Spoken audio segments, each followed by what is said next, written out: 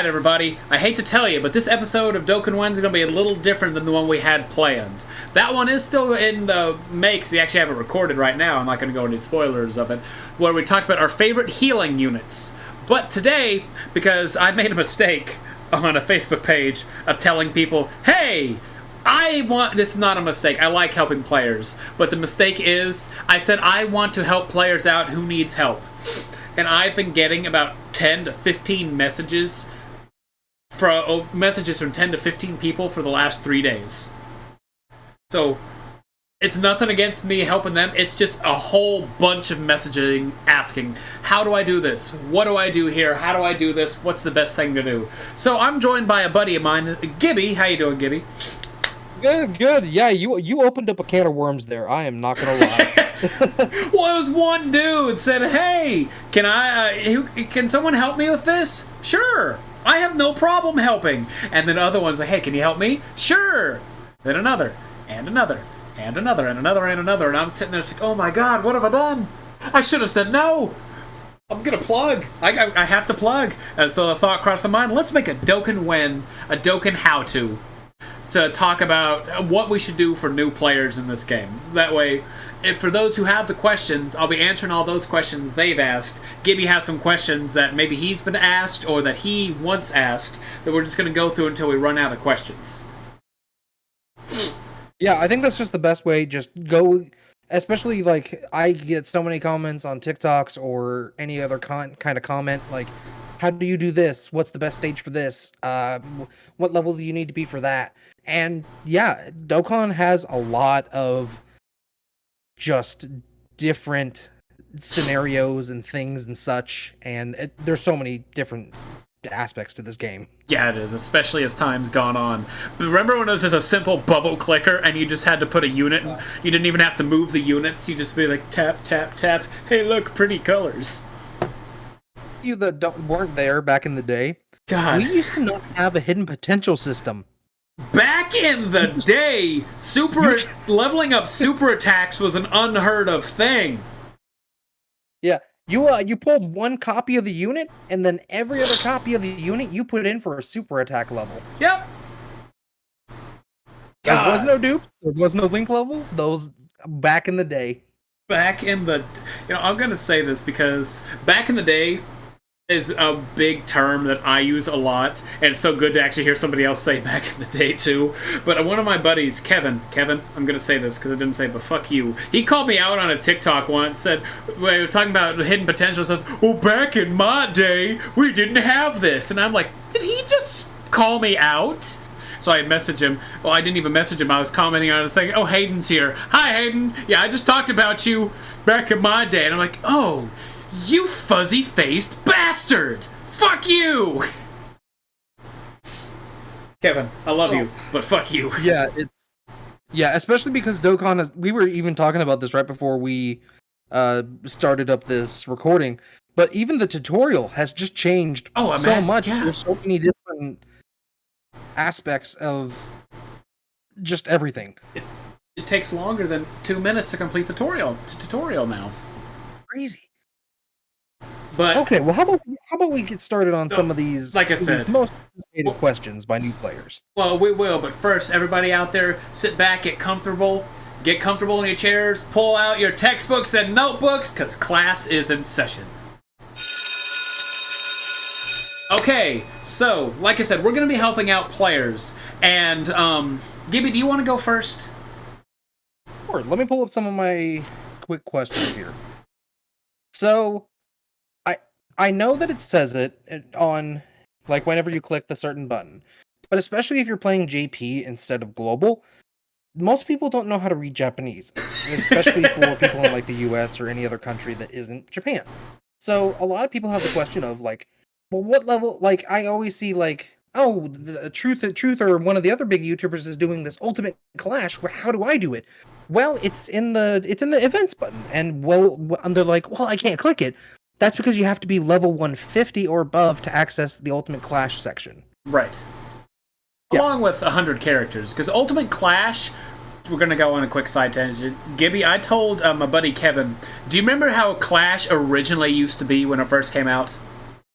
You mean Battlefield? Well, the tower was it battle? Was that? It was It was called Battlefield, or at least on the JP version, I think it was called Battlefield. Well, the tower defense, the Dokkan, the Dragon Ball tower defense. Yeah. I talked about that, and he looked at it and said, "What the fuck is this? This isn't Dokkan." It was back in the day. For a very, very, very brief time. I actually want him to bring something like that out. But Clash, it's a fun event. I really like how Clash works. And the way that it works, so you need to be a level rank 150 and need to at least have, right now they have it set to 112 characters, but you need to have at least 100 characters to go into it. Otherwise, you're going to set yourself up for failure. Because Clash is set up, you come as opposed to picking a leader, like a friend leader skill. Let's say Gibby and I. We're going to go into the friend leader skill stuff in a second. But I could pick Gibby as my typical stuff from normal event. That's not going to work. You have to have your team made up of 7 units, and you have to have 2 units that lead them. So we'll say AGL, go very simple. Or just super class, good character units, good guy units. This one boosts good guy units, this one boosts good guy units. You put them both as a lead, they boost the entire team. And you'll go through, take on whatever typing you on. Let's take, right now they're in the Cooler movie, stuff like that, so you're taking on Cooler and Frieza and King Cold and all that. So first phase will be, what the hell? My picture disappeared. Why do my picture disappear? What the hell? Gibby, my pictures! They broke! Oh god, where is it? I figured it out. What the hell was that? They just randomly said, boom, picture's gone, nothing to show. Excuse you, computer? I know 100% there was something to show. Oh, cheeky little computers. Yeah, I know. But anyway. But yeah, you want to set up, like, basically typing-wise, never take a category in there. I tried when it first came out to take categories in there, you take too much damage because they don't have type advantage. Or they don't always have type advantage. Just too much like that. So Clash, be rank 150 or above, and have 100, I'll say, I'm going to count free-to-play units in there, but 100 units with maybe about 25 to 30% of them being rainbowed units. Otherwise, you're going to very much struggle to do it. 100% agree.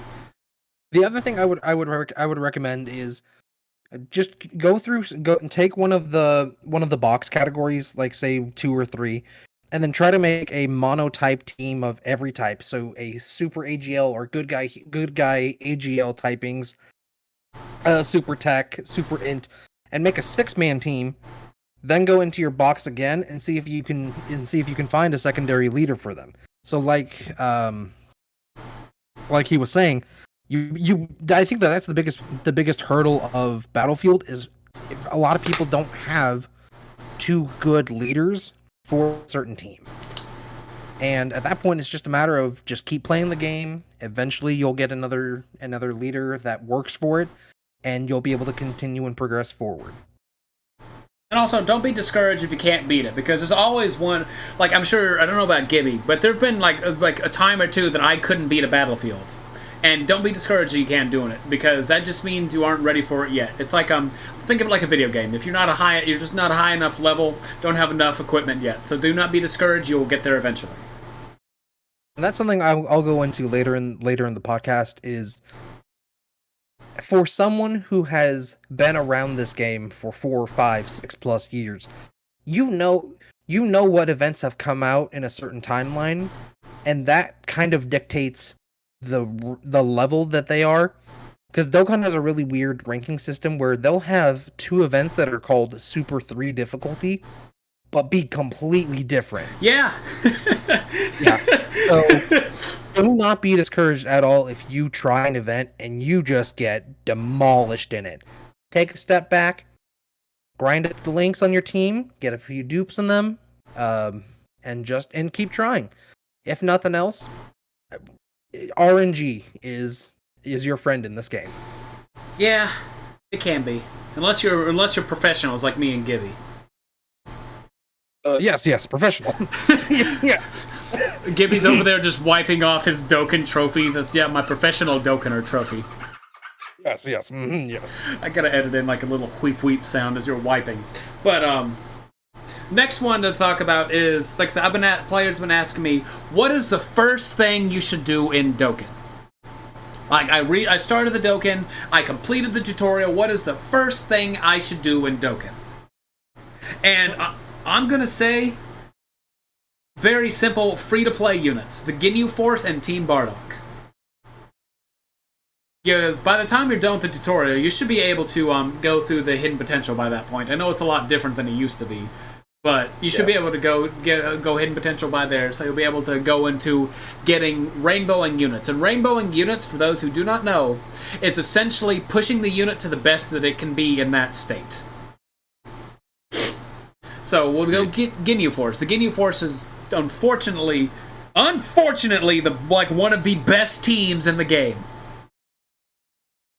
Yes, yeah. It is a very synergistic team. They all link very well, and they are meant to play with one another. Now, I want to interject a little bit because I don't believe that's the very first thing that you should do. Okay. Because you can't access the hidden potential system until you're rank 50. Yeah, that's what I was saying. I figured by the time you've done with the tutorial and all that. And I don't. It's been so long since I've actually done it. I don't know when the hidden potential can actually be activated anymore because they could have changed it and we don't know. At least I don't know. I actually was researching it on the Dokkan wiki right before this, and yeah, it is still rank 50 once you hit rank 50 you can access the hidden potential system. So my suggestion is collect the Dragon Balls. That's right. Go through the Go through the story mode, collect the Dragon Balls 2, 3, 4 times, get some wishes, get your item slots up. That's something else, is a lot of people don't max out their item slots until super late into the game. Yeah. Because they go around with one copy of, let's say, a Senzu Bean, an Android 8, and a Ghost Usher, and then they only have one of each. When you upgrade another slot, you can have 2 of each and then a 4th item. Yeah, It is just... Alright, beside that, and I did completely forget about the Dragon Balls, because it's been a while since you get them, so thank you on that, Gibby. I did that story mode in a hot minute. Yeah, I know. I only do it for the link levels, and even then, I just don't pay attention anymore. Nope.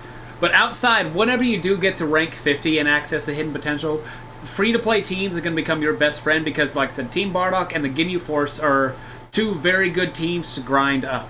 And they're set on a rotation. I was telling a guy about it.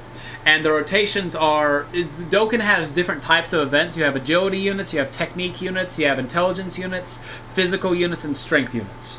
They go in a specific rotation of each day is a specific typing. So Monday is AGL, or is agility. Tuesday is technique. Wednesday is intelligence. Thursday is strength. And Friday is, as I say, Friday is Friday, but physical on Friday. Saturday being bad guy events, Sunday being good guy events. But go through, grind up those teams, because Ginyu Force, even without EZAs, we're going to talk about EZAs later on this, is still a very formidable team to take on pretty much all events. Same with the Bardock, except for the absolute hardest events in the game, they can take on a majority of the hard events, but unless it's the absolute top tier hard events. Yeah. Like, I would say, I don't think a free-to-play team can beat Cell Max, except if you're using a very cheeky strategy. J Fanta. Yeah, J Fanta is who I'm referring to, yeah. Yeah. And that's just the sad truth, is that event is not meant for free-to-play units. At least right now. But that could change a year from now. Until they come out with a game-breaking free-to-play LR.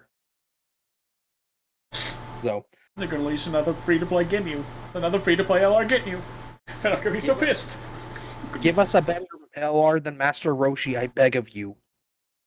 God, please. Make another Master Roshi. God, who'd be a good free-to-play? I don't even know.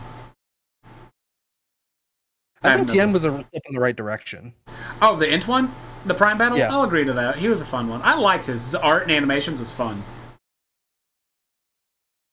Problem is, he's the Prime Battle. They're hidden behind flat lines instead of percentages. Yeah. Until they're easy A, and then they get... Right, but we're getting off topic. So, like I said, Ginyu Force and Team Bardock, whenever you have the ability, go through, you need to get 14 copies of those units. You do that and get them rainbowed out, and we're going to talk about hidden potential and stuff later in this. But do that, and you will be set for a long time in Dokkan events and most events in the game, except for the absolute hardest ones in the game, with those free-to-play teams. Absolutely agree. All right, back to you, Gibby. All right, let's see here. A lot of people, when they start the game, they're like, okay, well, what do I do? Now, obviously, we talked about it. You run the story mode. But how do you run the story mode? Well, you need units. Now, you can either go the free-to-play route, or you can start during an anniversary or a bigger event, like the Worldwide, and log in and get a gigantic amount of stones and summon for units to start off with. Yeah. So, like, a lot of people will say, okay, I have all these stones that I got from logging in. What do I do with them? Well, what type of banner should I summon on?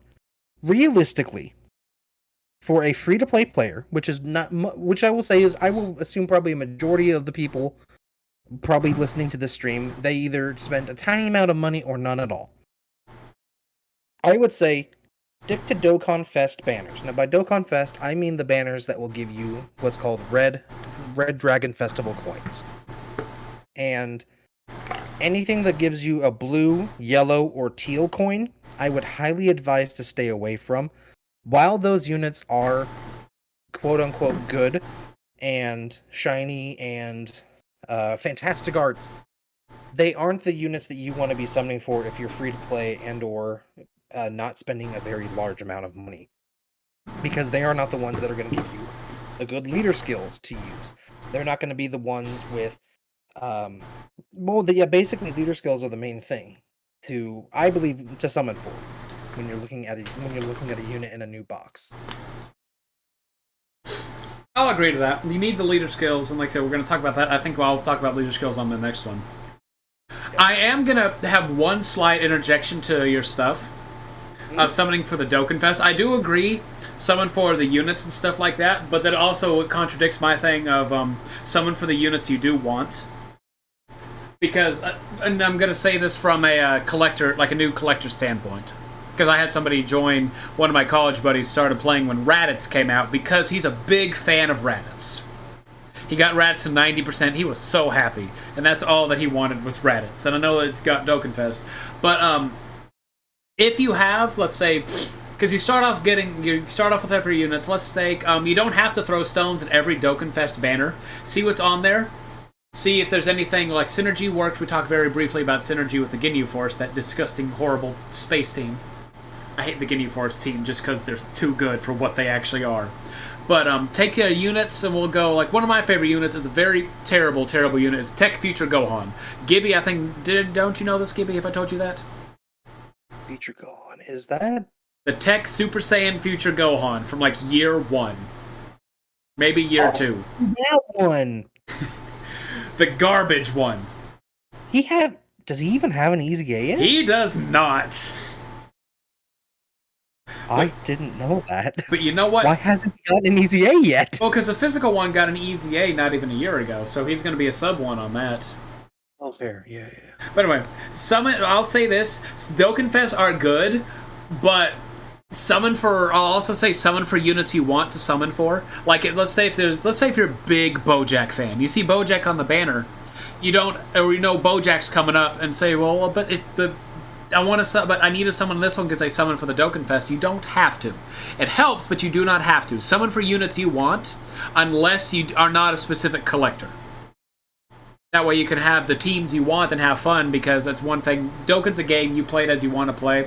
If you want to be the ones that take on the hardest content, absolutely summon for always the newest Dokkan Fest banners that come out, and try to get the newest units, because they're going to be the game-breaking units. But if you're not one that's not like Dale. For those who've heard the podcast, Dale plays this game. Dale's not a hard end-game player. He plays it for the collection purposes. He'll summon on banners that interest him with the characters on it. There's nothing wrong with being a player like that. Just be wary. There's a chance you may not be able to take on the hard content, but there's nothing wrong with summoning for the units you want to summon for if they're not the top tier units. So if you summon a physical Raditz, who's very bad 90% of the time. But if you want Raditz, by all means, summon for Raditz. Summon for what you want to summon for. Agree. And do not listen to other people unless you actually want to take on endgame content. Absolutely agree. I have a friend who I got into Dokkan recently. Yeah! And his first unit he ever got was Android 16, and he started freaking out because Android 16 is his favorite character in Dragon Ball. Which one? Which 16? The intelligence one. Oh, the one that should have been AGL? Okay. Uh-huh. Yep. The year 4? Or not the year 4, right after the 4th year. That was after year 5. Int came out with the worldwide Gohan and Cell after year 5. Was that year 5 or was that year 4? I'm pretty sure it was year 5. I think it was year 4 because year 5 was STR Vegito and Physical Buuhan. Was it? Well, now I'm questioning. Yeah, I am too. God, it's so much Yeah, happens. because last year was 6th year. Okay. Last year was the 6th anniversary, right? And that was Goku Frieza. Okay, so yeah, it would have been 4th year. Okay. Yeah, because we were. I know people were complaining because it was two AGL LRs back to back.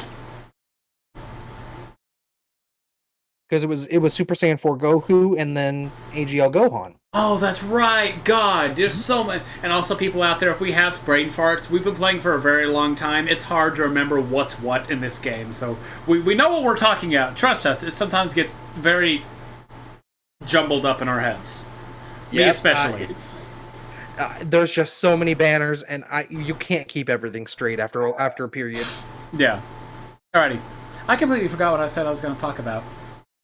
Hey, I will be back in just a moment. I do apologize. Alrighty, I think, while he does that, I think I'm going to talk about Hidden Potential. That's one I do know got asked about. So I'll have to get my notes here in a second. But Hidden Potential, we talked about it very briefly as it's a way to boost units up.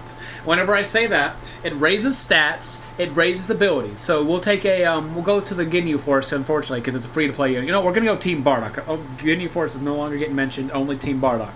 We're going to take a Tech Tora, which is a green Tora for those who do not know the colors yet. You want to go, you get the Hidden Potential, you are given the ability to give them additional hit, critical hit, and dodge for the actual battle capability. Then you give them type defense, type offense, healing, and then super attack effectiveness.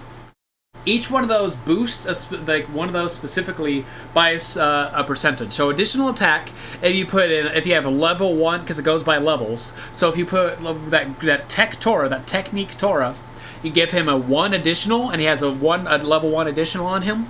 He has a 2% chance to do a second attack, which has a chance to be a super attack, which we're going to go into super attacks, which should be easy, but just in case. But he has a 2% chance to do an additional attack that can either be a normal or a super attack. Critical hits. A critical hit has a 2% chance for every 1 level that the additionals have. Except what it does is it bypasses defense. So if Green Tora takes on an intelligence, because intelligence is strong. Intelligence is strong in technique. And he gets that crit, it'll actually do increased damage and bypass the defense of what they have, allowing him to do average damage to his, basically the unit he's weak against. And dodge. Dodge is it's 1 for 1, so every 1 level gives it a 1% chance to dodge. So if you put 3 dodge in there, because a lot of people put 3 dodge in there, your unit has a 3% chance to dodge every single hit. 3 dodge supremacy, baby. You're a 3 dodge person? Every single unit has 3 dodge in my box. I am not one of those people. So see, that's the difference. That's the difference. And by all means, build the character how you want to build it. Exactly. I was going to go into that after I finished the explanations of stuff. Yeah. But he did beat me to it. Build a unit how you want to build it. 9 times out of 10. There are very specific cases in which you don't, but we're going to go into those cases after I'm done with this. After you have the dodge, you have the type defense. So I made mention, there's a type wheel, and we're going to talk about the type advantages and disadvantages. But basically, if a unit's weak to another one, and you have the high level of this type defense, they will take less damage let's say if you have 5 in there, they take like, what is the percentage? Isn't it like 0.25% less damage? Like, it's a very low number for that. Do you know that number? I'm sorry, which number? Like the type like you have the type defense, the healing, the type offense, and the super attack effectiveness. Do you know the percentage that it actually drops for each one of those like levels in there? I don't know the exact level or the exact percentages for that. Okay.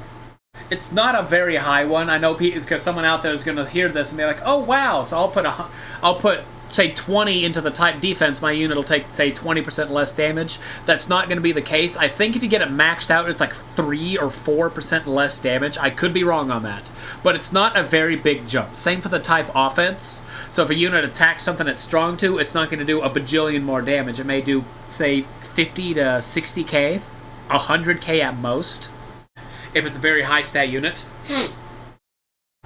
Same for the healing and the super effectiveness. The healing, we're going to go into healing in a second, but if you have an orb, if you have a blue unit that picks up blue orbs, you get healing back from it. It goes based on defense, which I did not know that until I think the Legendary Goku event came out. People out there may have known. Gibby, did you know that before the Legendary Goku event? That the more defense you had, the more HP you got per orb? The AGL one? Just this in general. Like, I didn't, like, the Legendary Goku event, when it came out, and defense needed to be like 300-400k, and I didn't realize that you got more HP depending on how high your the unit's defense was. Wait, what now? Okay, you know how if you get a unit to, let's say, 800,000 defense, a tech unit, and you give them, like, say, 10 tech orbs, you'll pretty much fill up your HP? Oh, yes. Yeah. You heal based on your defense. Yeah, I didn't know that until the Legendary Goku event came out. Mm-hmm. Yeah, I don't want to say when exactly I learned that, but yeah, it is a... There's nothing that explicitly tells you that, I know. Oh, this does this. I know. That's why we're saying it right here. And that's healing is always good. And then you have the super attack effectiveness. And that one I know gets like 3% additional damage. I'm 90% sure that one at max build is 3% more damage. Okay. And with Gibby talking about build the units how you want to build, that is absolutely correct. I build my units typically 50-50, 50% additional, 50% dodge. Gibby does however he does, and then not dodge, additional and critical. Yeah. And we can go into that later in the session, but now when we say building, this only applies whenever you get duplicate characters. Right. If you only have one copy of the character, there's nothing really for you to choose. You just fill out the potential nodes, and that's that. Once you get extra versions of the character, that's when you can start customizing them to either additional more, critical more, dodge more, and so on and so forth. Right. So yeah, more dupes, and that goes back to the summoning. If you want to put dupes, because Gibby tries to rainbow units, and if not, he goes for 2 dupes. Isn't that right? My rule is if it's a new unit, and I like it, I'll get it at 79%, because that gives it the full.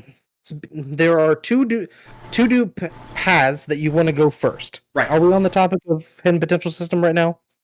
Yeah, we're on the topic of hidden potential, so yeah, it's a good topic to bring up. There are 4 dupe paths that you can choose. We call it the top left, the top right, the bottom left, and the bottom right, based on their positions whenever you click the hidden potential button. Right. For the first path that you should always choose is the bottom right path on a hidden potential system unit, because that one is going to give you the most stats per node.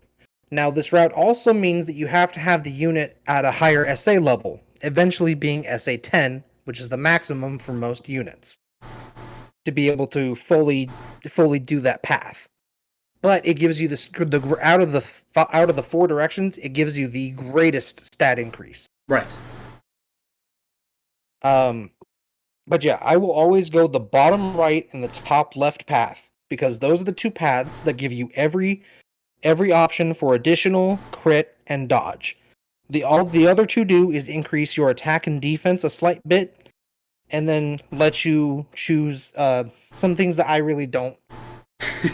There are paths that really don't affect the unit in a way that I really care about. Yeah, it's that. That I play. It's that, like what I made mention of, the type offense, the type defense, the super attack, and the healing stuff. Those are and that's all. Those are very minimal in terms of right.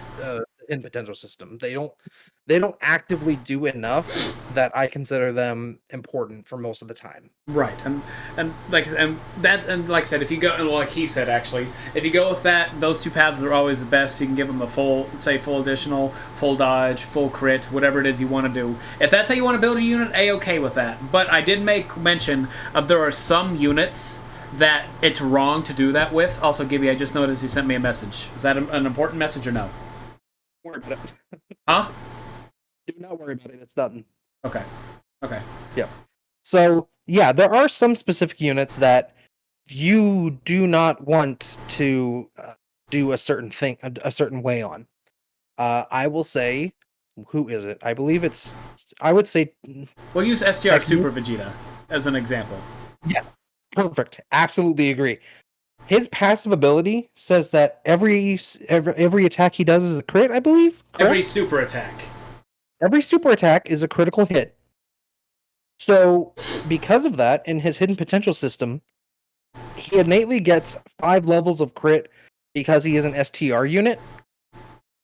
So, other than that 5 levels of crit, I would not recommend putting any level of crit into his hidden potential system because he innately criticals on super attacks already. Right. I mean, you feel free to. If that's what you choose, that's what you choose. But speaking from a higher level difficulty standpoint, it feels like a waste of a hidden potential system. It is. It brings the unit down. In those situations, it brings the unit down because, as much as I hate to say it, you want to go full additional, full dodge with that Vegeta. As much as I hate to say it. I hate to say it. And there's other cases like that, like the year 6s, not year 5s, that have, like, take Agio Goku, the UI Goku, who has dodge built in. He has a 50%, every time he super attacks, he gives himself 50% chance to crit for the turn, and he has two natural ways to additional super. So once he does his first super, it's 50-50, second super becomes 100% chance to crit. Nothing wrong if you put a little bit of crit in there, but just know in another situation like that, it can hold the unit back a little bit, because that could have been, let's say, and I'll also go into this for the hidden potential because somebody out there asked, I just know it, Gibby, I can read somebody's mind. They asked, does dodging stack with passives? You think it is a separate proc altogether? Yes, and that's what somebody out there asked. So if you have Goku who has a 70% chance to dodge, and give him, let's say you did, for his sake, a 20 dodge build. He does not have 90% chance to dodge. He has a separate 70% chance to dodge, and he has a separate 20% chance to dodge. They do not add together. True. So, who was the unit I was just about to say? Any unit that can be super effective against all types is also one that I would highly recommend going additional combo attack over a critical hit. Because now there is a slight difference between being super effective against all types and having a critical attack. But for the most part, a super effective, it matters more than a critical hit does. What is super effective, Gibby? What is super effective? What am I saying? No, I'm asking, what is? Oh, I apologize. So, for like the color wheel, while some units are disadvantaged against other types of units, such as the example of Tech Tora versus an intelligence unit, if Tech Tora were to attack an AGL unit, that attack would be considered super effective. A unit that is super effective against all types is the Intelligence Super Saiyan 4 Gogeta.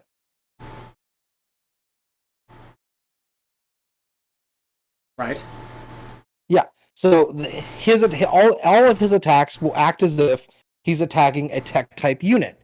But even if he's attacking an agility, a strength, or physical unit, that is That's what that means. He will do the same. He would do, instead of decreased damage, he would actually do slightly increased damage. So type effectiveness does not matter for those types of units. Right.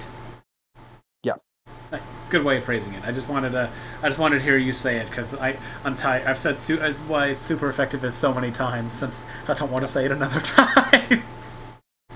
I know for a fact there are some people out there that we are saying all this terminology, and it's stuff that we know off the top of our head because we've played this game for so long, and we've watched YouTubers and Twitch streamers say it constantly, and it's just become a second part of our vocabulary. Right.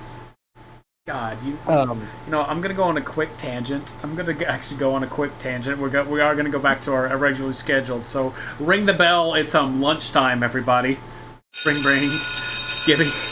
You talk about making our vocabulary. I actually have used super effective, like, in my vocabulary recently.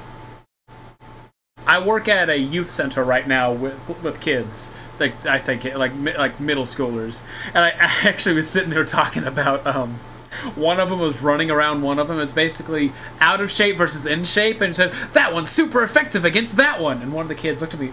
The fuck did you just say? What did I say? You said super effective. What the hell does that mean? And I literally was like,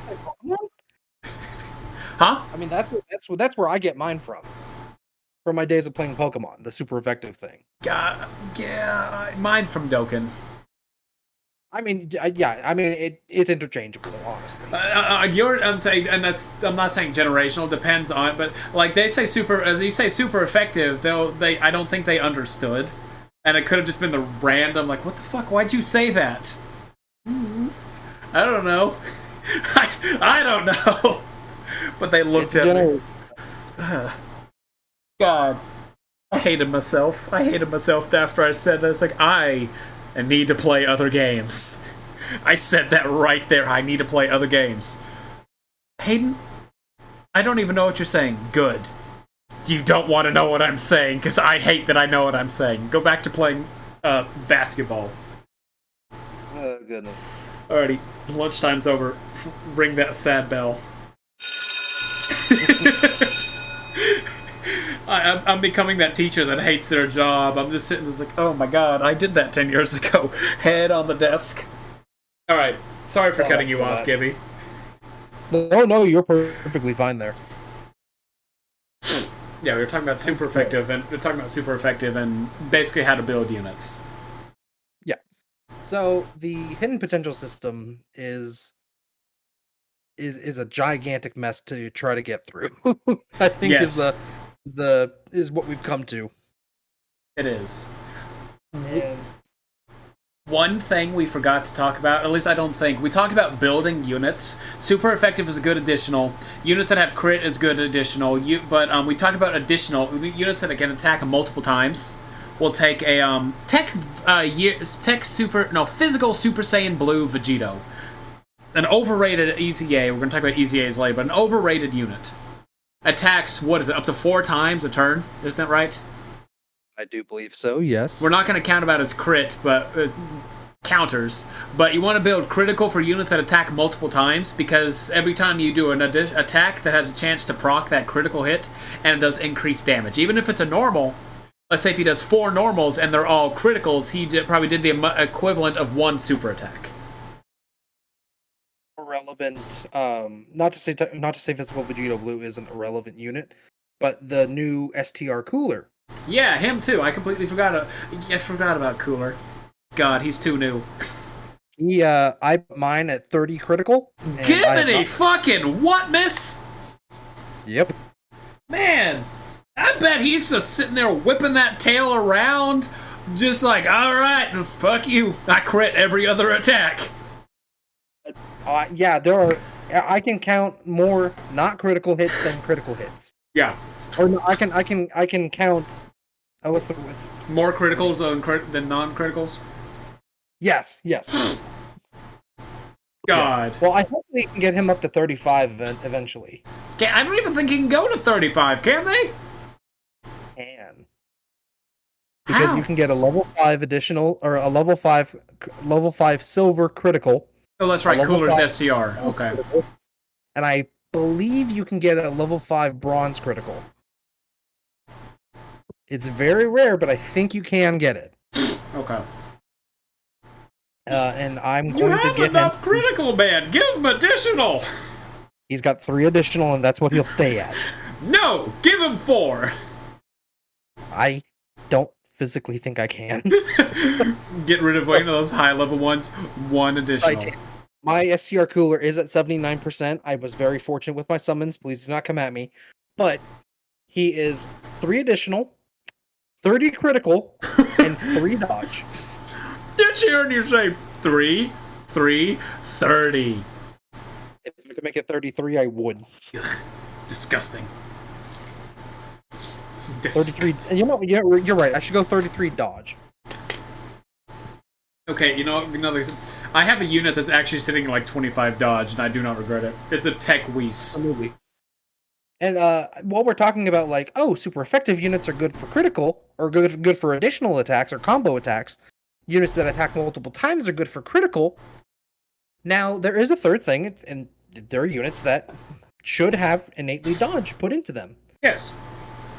My personal opinion is if it's a support unit and it doesn't have a very useful super attack effect, dodge. As much dodge as you can put on that thing. Fair. I can see that for some of them. Like whenever I'm thinking of the intelligence future support Mai, who has that. Absolutely, yes. I mean, she has a stun, but stunning's not becoming a relevant thing anymore. It is good for Super Battle Road, but really not any other mode. If we're being honest, how often are you going to take her to Super Battle Road? If she's one of the only units you have, she's a good unit. I know. I'm asking you. I'm asking you specifically. Oh, I would never. Exactly. But I am also a whale. That is a much... I guess we actually should explain that difference. There is the normal player, which, you know, would spend a few... Like, during an anniversary or something, would spend a little money on some packs. There is, I would say, what's called the tryhard, that... would spend money every once in a while, and a fair amount of it because they have a job and they have a little bit of additional income. And then there's what's called a whale on a mobile game. A whale will have most of the units and have them very decked out with additional duplicate characters put into the hidden potential system, having multiple of them. Yep. I myself have 2 different boxes. I have my normal box with my LRs and TURs and URs, and I actually have, and you know how you can sort in your box, you can have tags? Yeah. I have one specifically for SSRs, SSR duplicates, because I like the SSR art. Fair. There's about like 150 of them, and they're just the Dokkan Fest SSR versions. Fair. Of like MUI Goku and units that I have 100% already, and I can keep 1 additional copy for my personal use because I like looking at the SSR art. You sound a lot like Dale. Like that's exactly something Dale would say. And that's again another. We're not going to it. What do I classify as a whale? Do I classify as a tryhard? For yourself to decide, and your followers. My followers are going to say I'm a tryhard. I know too much about this game, and I push out that I know too much about this game. I'm a mini whale. I put money in this game. I'll put a substantial amount of money in this game not every once in a while. I'll steadily put money in, then I'll put a substantial amount in. And anyway, getting off topic. I spend money on this game. Come at me. I spend money on a mobile game to watch anime, to watch a Super Saiyan Gohan punch Caulifla. I am a grown man with a job. You will not judge me for the purchases that I make in my life. Oh, they are. We just don't care. Dang right. But yeah, so hidden potential, fun one to work with. We also forgot one thing when it comes down to building units, or at least that, stacking units. Oh, stacking units. And whenever we say stacking units, typically units, we're gonna go into super build kits themselves now, like passives, leader skills, and stuff like that. So be prepared for that, Gibby. I'll talk about stacking first. But unit that has every unit that has a super attack, which is every unit has a super attack, 90% of them have what's called a super attack effect. Whether it does something like, say, and I'm not even going to go into the damage modifiers because it's hard to say what kind of modifiers those things have. Because some of them like 225%, then some of them like 185. It's stupid numbers. But there's different types of super attack modifiers. We're going to go into the effects. Some of them stun. Whenever we say stun, it stops the enemy for one full turn, or technically two turns, because it has that one and then the one after. There's no real way to tell. Yeah. Except if you look at the Dokkan wiki. Yeah. I mean, if it's on super attack, I've yet to actually see a unit that has a super attack that stuns for one turn. Yeah, I believe at this point, I believe if it's on super attack, it's a 2-turn stun. If it's from a passive, it's 1 turn. Right. That's why my Tech Whis. I love my Tech Whis so much because he has that in his passive. He has a high chance to stun attacked enemy. Anyway, stunning does that. You have sealing. A sealing unit, when it stops the enemy from doing the super attack, which you may not, if you're new to this, doesn't sound like a whole lot. If you're used to the tutorial bosses and normal Dokkan and the story stuff, sealing has no relevance in there, for the most part. You take on Dokkan events, Boss Rush, Super Battle Road, we're going to get into those later, and then probably next, say... I can seal Cell Max so badly. I wish you could seal Cell Max. No. Make them suffer. No, please, give them something. God, that scared the fuck out of me the first time I did that. Like, I'm on the event like normal, and I'm like, okay, this isn't so bad, the first 2 stages. His first attack did 1.8 million. Yeah, I know! I'm like, that, what? I thought I screwed up, then I did it again. I was like, oh, good God. What has Dokkan done? A unit that wasn't on the leader skill. I'm like, yeah. What? Anyway, so you have sealing. Sealing... Oh, sorry. No, you're good. You're fine. Okay. A sealing unit basically stops a super attack from happening, which is very good, especially in Super Battle Road and Extreme Super Battle Road. And then you have what's called stacking units. A unit that stacks will typically stack, it says typically, if it just says great, let's say raises attack, that unit will raise attack by 30% on super attack for 99 turns. And whenever we say 30%, it's not, let's say if a unit starts off at, let's say, 100,000 attack, does 1 super attack and gets to 133,000 attack. That is right. The next attack is still going to, if he does a second one, it'll boost it to 166,000, not whatever 30% of 133,000 is. It goes based on the original number that it started out with. Otherwise, you'd have units that'd be too busted. Like, I'm imagining Ultimate Gohan, because 2 super attacks, you put in a 400,000 defense, and then he'll be freaking 1 million in 2 turns. I don't want to think about that. I do. I'm ready for his Easy A. I want him to get massively stacking. And there's different types of stacking. You have stacking, which is just raising. You have greatly raising, which is normal stacking. If it raises...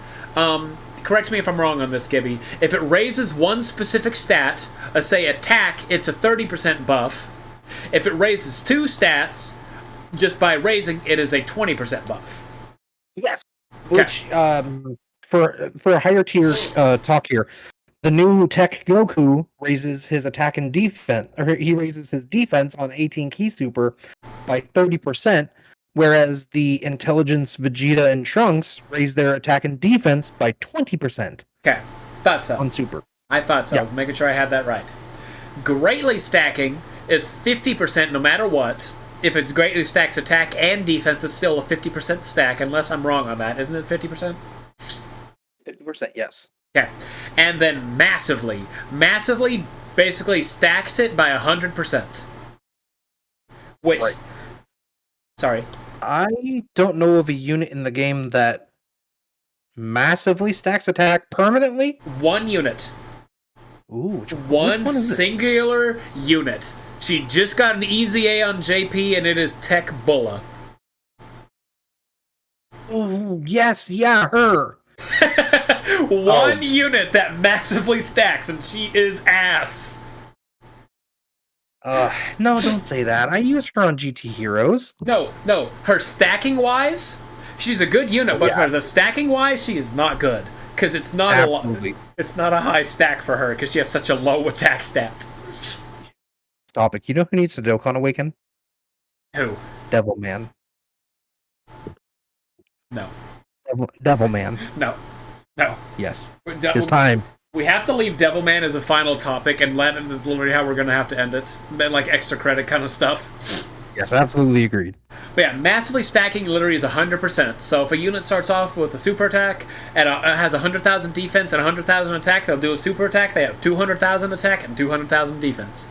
Next attack, it'll be 300,000, 300,000. It is not going to, like I said, consistently stack.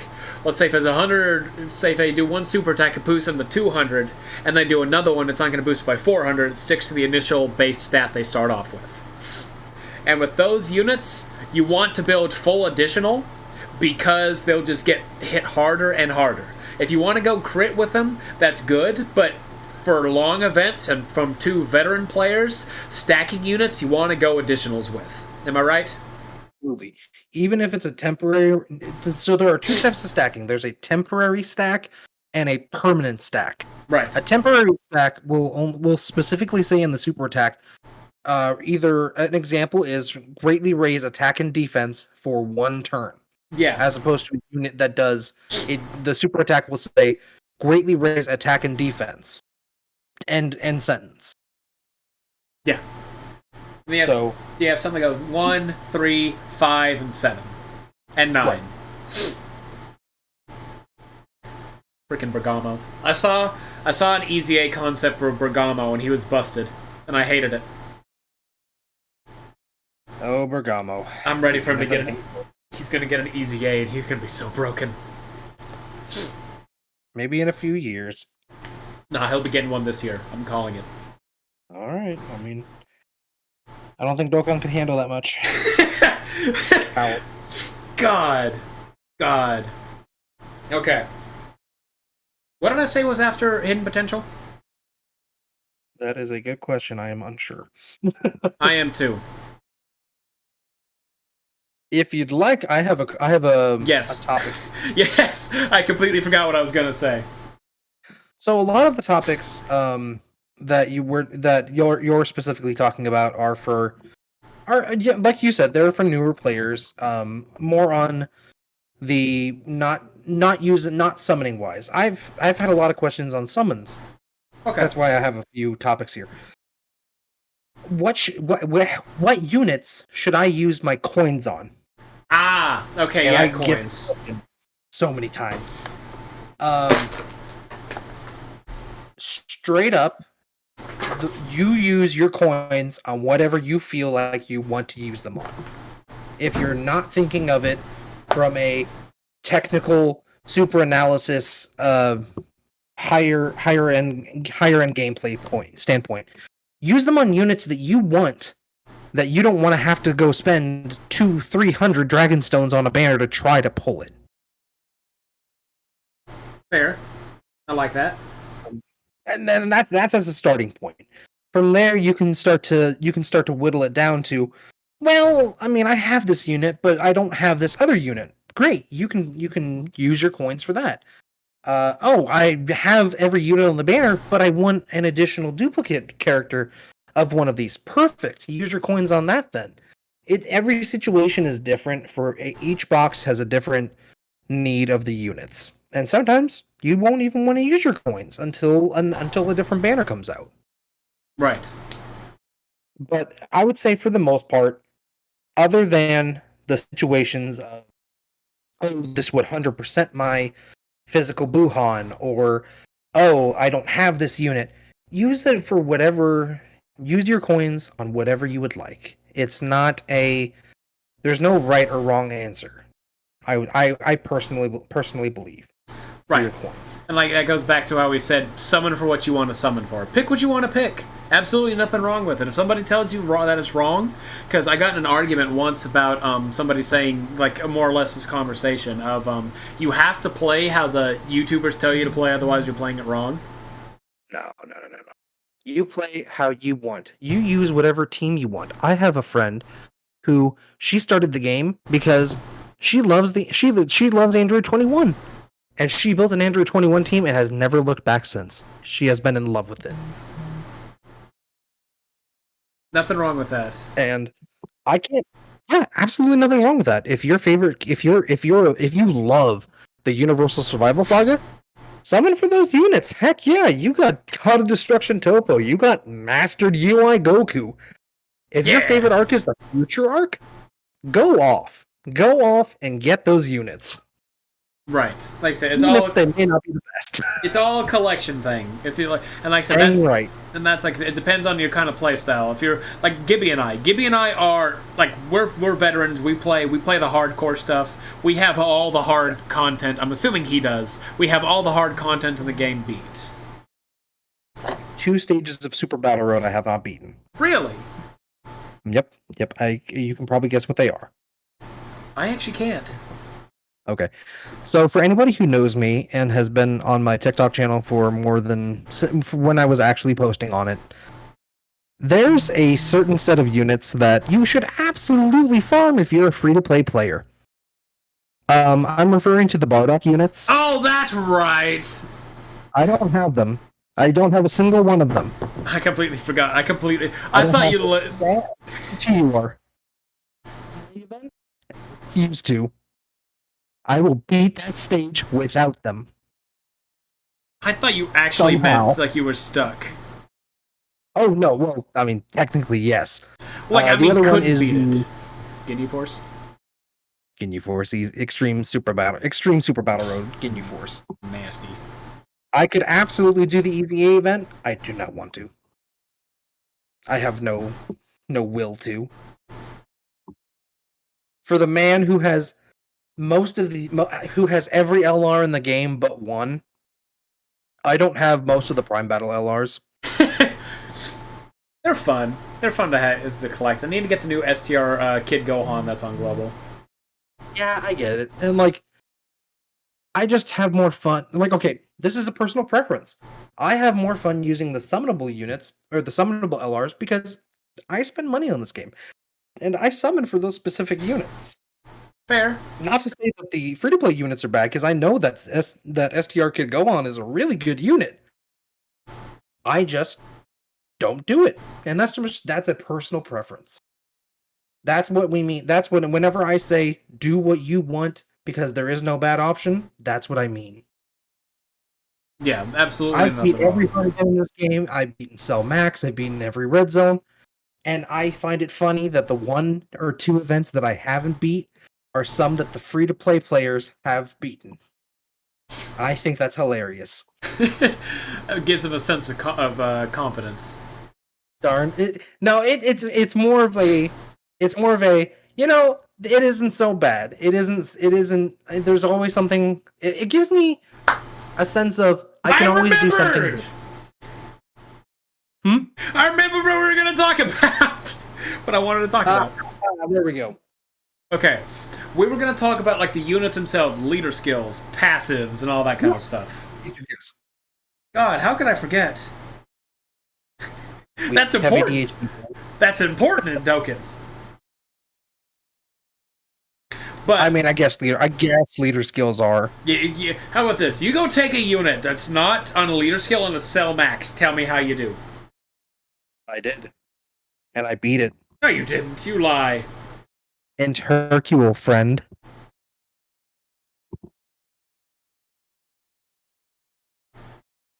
Fuck you. You know he's broken right now. Yes, I know he is. But that is an example. That is an example. I'm not lying. You know what I mean. You know what I mean. A legitimate non-thing that can't do stuff that doesn't get 99% damage reduction. Okay, you're right. Tech Khalifa. I said Cell Max. You can't take her to Cell Max. She can very much. No. It's not very good, but you can. No, you lie. Anyways, onto the serious version of this topic. Yeah. Leader skills. Do you want to do leader skills, or you want me to do leader skills? Go ahead and start off with it. I'm going to be pulling some up in my box to talk about because I would say there have been different sagas of leader skills, and what was good 3 years ago is still fine today to use for normal events. Yeah. But there are newer leader skills that for the harder events that need to be distinguished. Right. I was gonna go just basic stuff. I was gonna go through all the types of them. You have the monos. We have the original flats. You had the original monos. You had the god leads. You had the neo gods, the demigods, all the god leads. Because that brings back memories. Yeah. Right. Okay. Yes. So throughout Dokkan's history, there have been multiple different versions of leaders. There used to not be categories in the game, so you were only able to use a certain specific type of unit. You would use a tech team, an AGL team, a intelligence team, and go from there. Right. I would say in today's day and age, you really want to try for, though, at minimum 120% leaders. Personally, yeah. Minus the story mode. The story mode really, you ignoring the story mode on this, because you don't need a leader skill really to deal with that. I mean, you'd be surprised at how some of the later ones, if you don't have a proper leader skill, can actually get you killed. And I say proper, You need like 50%. Like, if you need 50% lead at least. Okay. Yep. I agreed there. Yes. Anyway, so yeah, there are multiple types of leader skills, like you said. 120s are a good one to strive for as the first one. It's okay if you can't get them, because the free-to-play teams can cover some of those. You can get the 70s, the 50s, the 70s, the 77s if you do the easy A's. Just varies on the units. But leader skills basically are the initial muscle of a unit, is in easy layman's terms. So you have, let's take Super Saiyan 4 Vegeta, because everybody knows Super Saiyan 4 Vegeta. The first one came out was a blue type, the AGL, the agility. He boosted super good guy blue units by 120%, bad guy blue units by 30%, not 30, 90%. Right? 90% and 3 key. Right. What's a 3 key? Yep, it was 3 key, just like the super. Okay, I thought it was 1 key, but okay. What am I thinking of? There's something I'm thinking of that gave, like, I know what I'm thinking of. Never mind. I know exactly what I'm thinking of.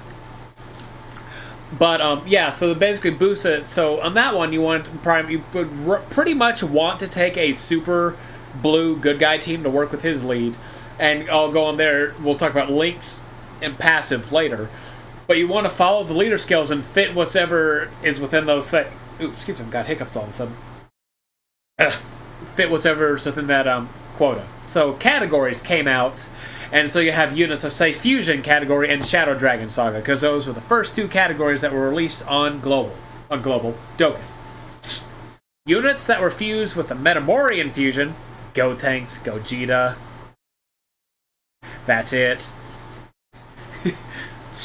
I mean, they... Huh?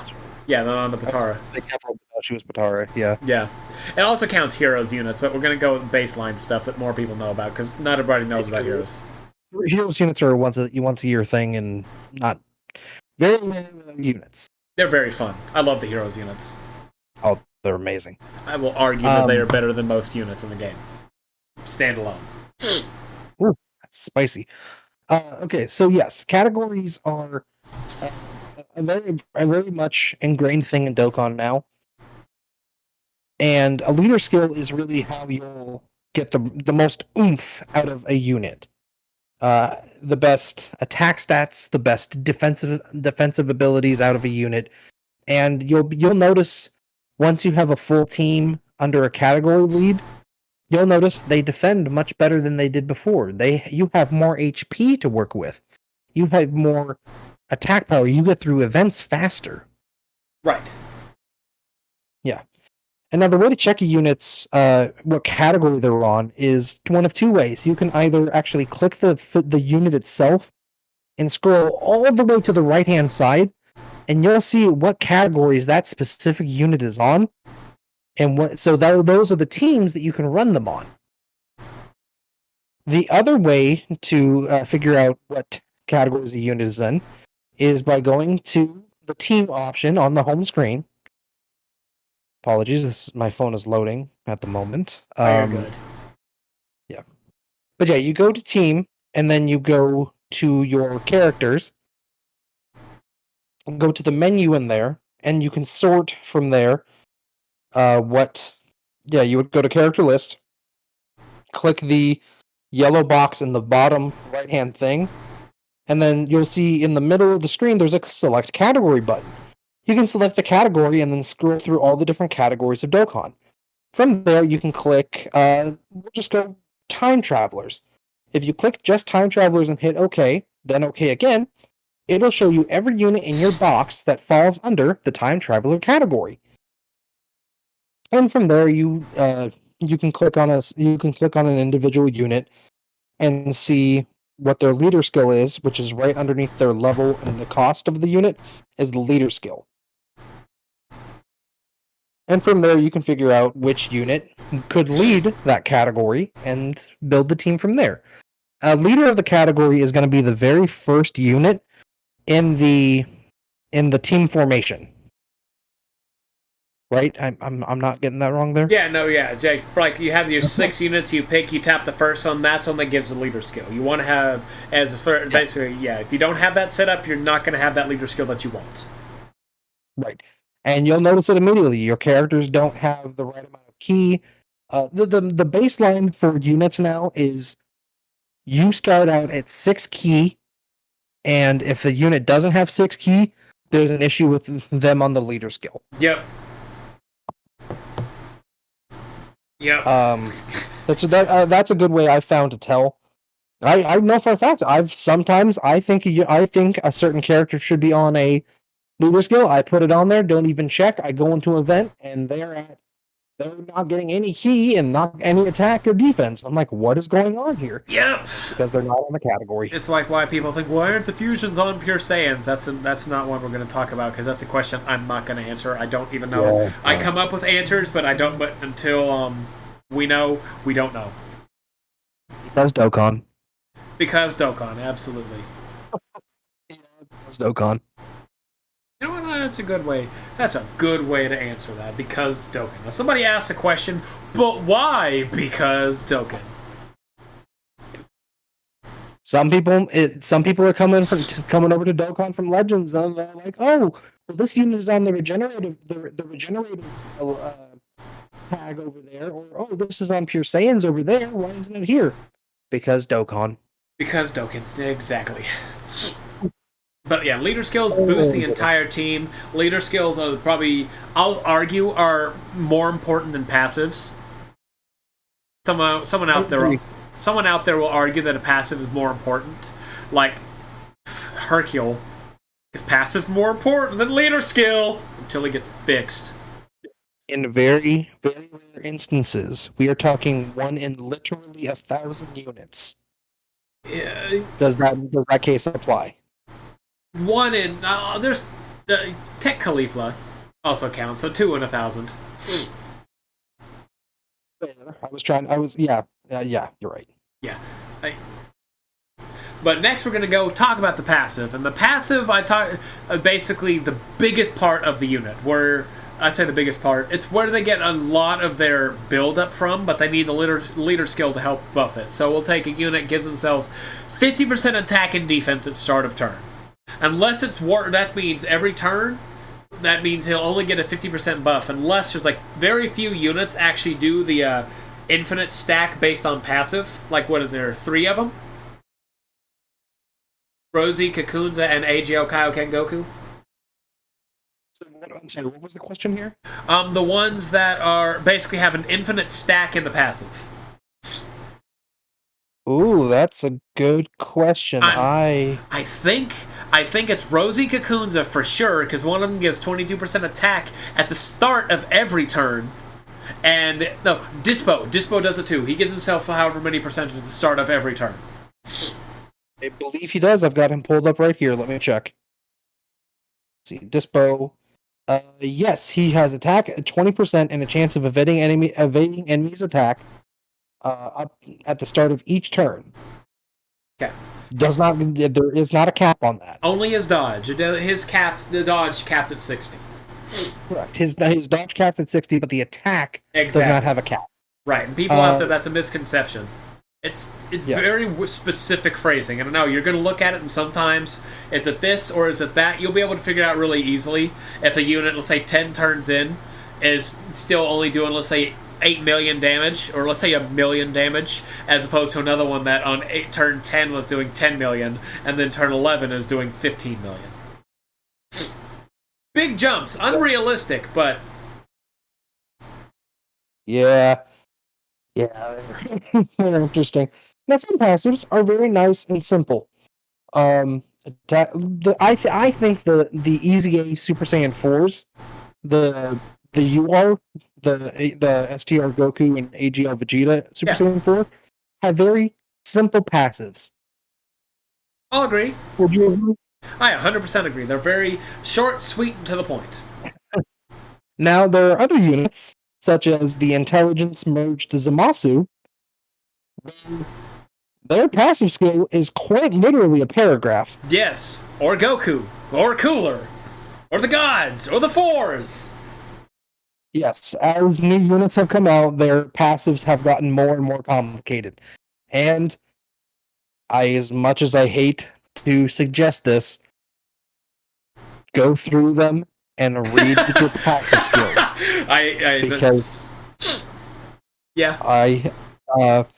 From personal experience within the last 3 days of playing Dokkan, I did not fully know what AGO Full Power Frieza did. No. I knew he did a certain thing here and there, but I had never actually sat down and read his passive. 100% attack and defense at the start of battle. Gives himself an additional 100% attack and defense for the first 7 turns of battle. And then after that 7th turn, it goes away. And it gets a guaranteed critical hit against Goku units. And 2 key. Yeah. At the start of the turn. So yeah, I've never had sat down and read that in its entirety. And so I was up against the unit. I'm like, well, why isn't he doing this certain thing? And that was why. It's because I was against an extreme unit. A non-Goku unit. Man, this makes us seem so vulnerable whenever we say stuff like that. I mean, hey, that even for players who have played for 5-6 years, we're still learning stuff about Dokkan. We're still learning stuff that we didn't know before. So if you find something that you didn't know, don't feel bad about it. It's all just a learning process. Yeah, you know what? I'll do the same thing. I'll say something like that because I have to talk about this. I feel like every episode gets talked about. The time I beat the Legendary Vegeta event with a Dragon Ball Saga team, I have to always talk about that because I feel like that's my greatest accomplishment ever in Dokkan. I would agree. That was a feat and a half. Many have tried. I put it in a Facebook group, and people started saying that's easy. Nobody to this day has been able to beat it with that team. I'll agree. RNG played a big role, but yeah. But yeah, no, I commend you for it. That was a. I physically would not have the patience to do that. Yeah, I do. I hate it. But what I was going to talk about was I figured out that units, we're going to talk about link levels next. Well, links and link levels. But I found this out during that a unit, if the link gives them crit, even if Ox King, who's SSR, has a 5% chance to crit. That's important. Yeah, I didn't know that. Until randomly I was doing the event, and he randomly did a crit. I literally had to do a double take. I restarted the app to see, did I see that right? He just did a crit for 100,000 damage. That is something new players might not know. On a side tangent, if you're in an event and you potentially hit a button the wrong way, and a unit that you wanted to slide off of the rotation you accidentally kept in slot 1, if you close the app and then restart the app, it will take you back to the very beginning of the turn before you clicked any of the key spheres. Right. You reset the rotation. Yes. Some people do not know that, and that is just a good thing to get out there. The more people know it, the more... I know some people who didn't know that, and then they realized that, and they started beating events left and right, because they were able to... instead of accidentally making a mistake and all their progress is gone, they were able to just restart the app, fix their mistake, and go on. Right. Yeah. But then you also have... do you remember back in the day whenever you could reset the entire rotation, like after you hit it? Because now if you do it, if you get the final unit, give key, that rotation's set in stone. But it used to not be that way 3 years ago. I think so. I think it was around 3 years ago. God. I remember people beating Boss Rush by doing that. Back when Boss Rush was hard. Now when we say like, oh, Boss Rush isn't hard, this isn't hard, that's coming from players who have played for years. Because I still remember when I started. Oh, what was it? It's the stage that has 14 Dokkan events back to back. Boss Rush 4. Yeah, Boss Rush 4. That was the hardest event for me whenever I first started. Because I had a physical Vegito Blue leader skill. He wasn't Easy 8 at the time, so it was only 50% to units. And my goodness, that was... I tried that event so many times. Memories. Good times. But yeah, just because we say an event is easy, for a lot, even especially new players, that event may be easy for us, but it may be a struggle for you. That's completely fine. That's what we're here for. That's what you help team build, link level, etc., etc. Which is a good segue into link leveling. Yeah, link levels. Linking 2. So, link leveling. How do we feel about it? Link leveling is honestly a good upgrade to the game. We also got to talk about links very briefly too.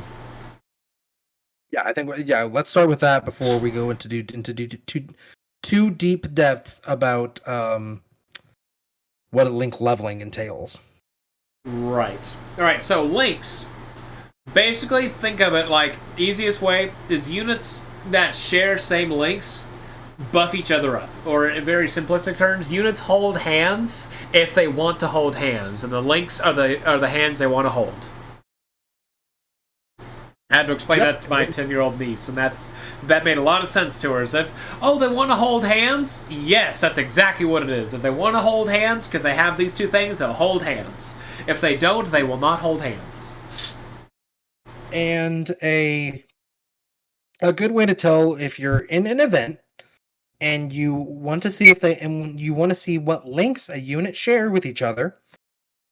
If they're on the same rotation, you can hold down that certain character, and whatever link is highlighted, say Super Saiyan prepared for battle and Saiyan lineage, those links will be highlighted for that character. Those links are what that unit shares with the other unit that it's next to. Right. Yes. And they'll buff themselves up. Each one gives something different, whether it's attack, defense. Sometimes they heal, sometimes they do damage reduction. Key is a very, very important one that... Yeah, key too. You'll hear a lot of us say, oh, he has terrible key links. He has very unique key links.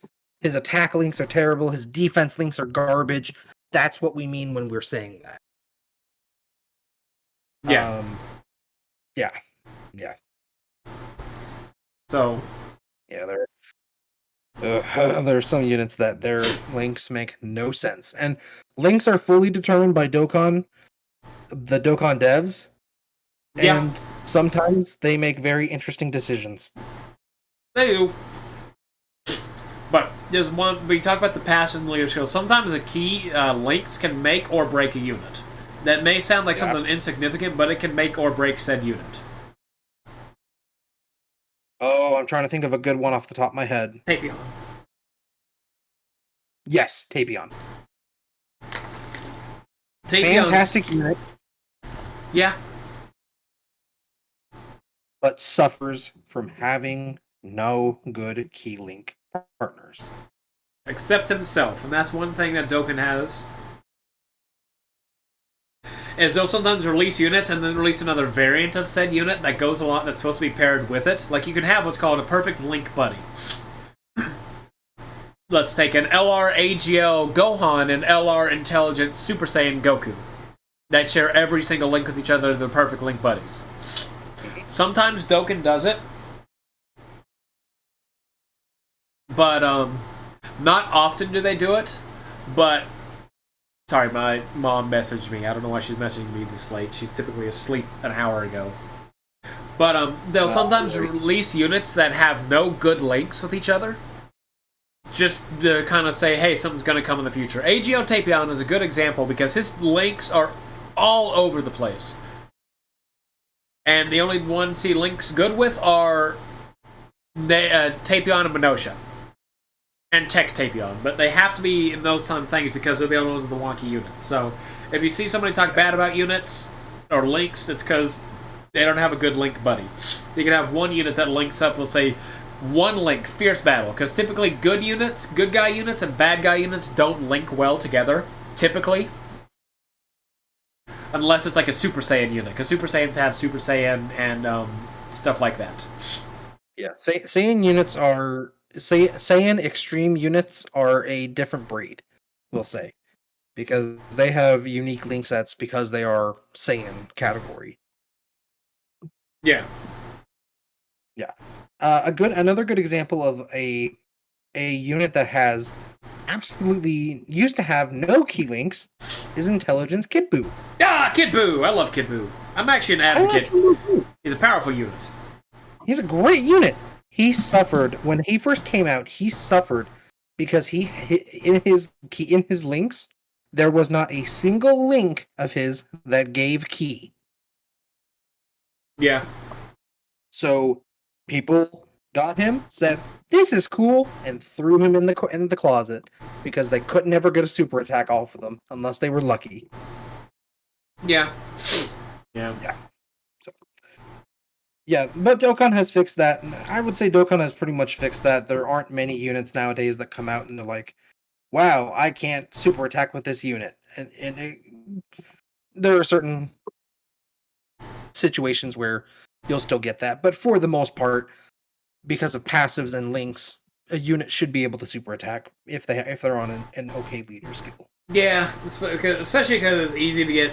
I say it's easy. It's pretty easy to get them 6 key because everything starts off with 6 key now, and some of them are slowly getting to 4 key.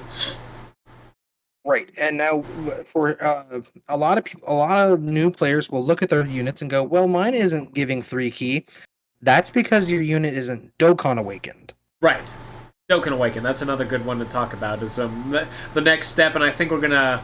I don't know how long you have, Gibby. Hey, you want to be on here? But we've been going for an hour and a half. I can still go for a while, but I don't want to keep you up for 3 hours. Right. But yeah, we can talk about Dokkan Awakening, where basically we talk about summoning. At Dokkan Fest units, go some of the newest unit. They have the 2 states, sometimes 3, where you awaken them. We'll use LR Cooler, Gibby's amazing unit, which is, I'm assuming, your favorite unit right now? It is by far the most fun in a unit I've had in years. Man, when you first get LR Cooler, here, give me just a moment. I'm actually link leveling him right now. Okay. I can pull up his leader. Look at this man over there with his money. The grind never stops, baby. I wish I could do that, but no, I only got Super Saiyan Goku. Wait a darn minute. I barely spent any money to get my copies of Cooler. I heard. I know. I saved, free to play, 650 stones for this event. Must be nice! I summoned on Raditz! I got both of them, Goku and Cooler, in that 600 stones. I summoned on Raditz, and you know what? I regret it. You shouldn't have summoned for him. He was terrible. I wanted Raditz. I like Raditz. Thank you very much. I'm eating cheese balls. Yeah, a Raditz player would say that. I honestly liked his animation. And whenever he was done right, when he was fully built up, then he was good. Outside of that, he's very bad. Absolutely. Okay. So Cooler says he gives Terrifying Conquerors and movie bosses 2 key, attack and defense, and HP 130%. Now, if you Dokkan Awaken him to the higher you are status, he does give 3 key, HP attack and defense 150%. Once you've LR awakened him, he gives Terrifying Conquerors or movie bosses category 3 key and HP attack and defense 170%. So the higher you Dokkan Awaken a unit, the higher the leader skill will keep jumping up. Right. But not every unit can go LR. That's one thing I has actually been asked me about what units go LR or why. How come that one over there? Because somebody actually once asked because of the LR Namek Goku because he's an intelligent Super Saiyan Goku and intelligence Super Saiyan Gohan. How come theirs awakens into the LR and mine doesn't? Well, that is a Dokkan decision.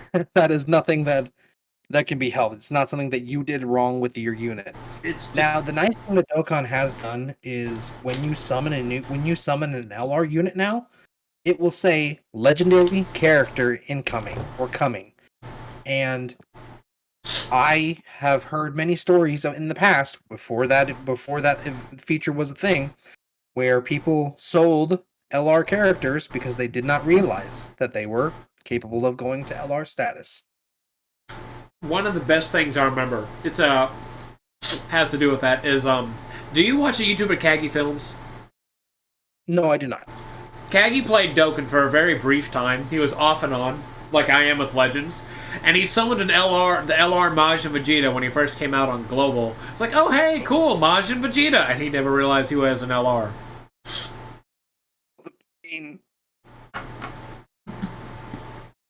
I'm so sorry, Kagi. I know it's in the past, but...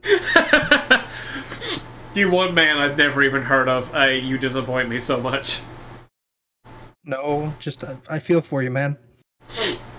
But, yeah. So, basically, some units are... And you also have what's called the Troll version of units. Like Intelligent Super Saiyan 2 Family Kamehameha Gohan. Then you have his Troll Han counterpart. Yeah.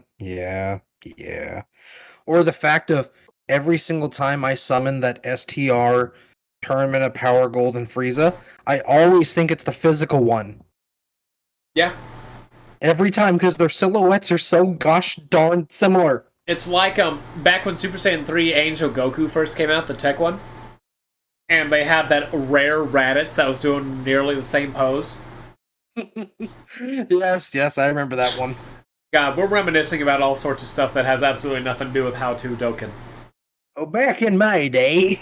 Back in my day, we did stuff with stuff, and our stuff did stuff and stuff. Big Bad Bosses used to be a link that you had to get under 80% to use. Now you kids nowadays can link level it and use it at 100% health. Yeah, at all times. Thank you, Dokkan, for that change. Thank you. Oh, God, thank you so much. You over there. We need a hero version of Big Bad Bosses. It's called Saiyan Roar. Like, that's only for Super Saiyan 4s, though. Good. No. We need it for more. We should, like, it should have been like Super Saiyan, because a lot of our super units are Super Saiyan units. True, yeah. Super Saiyan should have been our Big Bad Bosses. Well, hang on. Also, okay, the one other thing for new players, and this is just a generalized statement, super type units, most of the time, link together well, yes, more than extreme units will. Yeah, we talked about that very briefly, and like I said, Super Saiyan and like Power Bestowed by God, very few extreme units link well with superclass units. Very, very few. I can't even think of any that share more than 4. It's mainly just the Rosé units. Super Saiyan, Super Saiyan Kamehameha, Fierce Battle. Super Saiyan, Fierce Battle, Prepared for Battle. Yeah. Very, very, very few extreme units have Prepared for Battle. Prepared for Battle is normally what's known as a Saiyan Link, as a link that most Saiyans will use or have. Because you know why? Saiyans are prepared for battle! If you put some sense there, some of them make sense, but sometimes they don't. Like over in a flash. The transformation is over in a flash. Why doesn't Tech Gogeta have over in a flash? I said sometimes. Sometimes it does.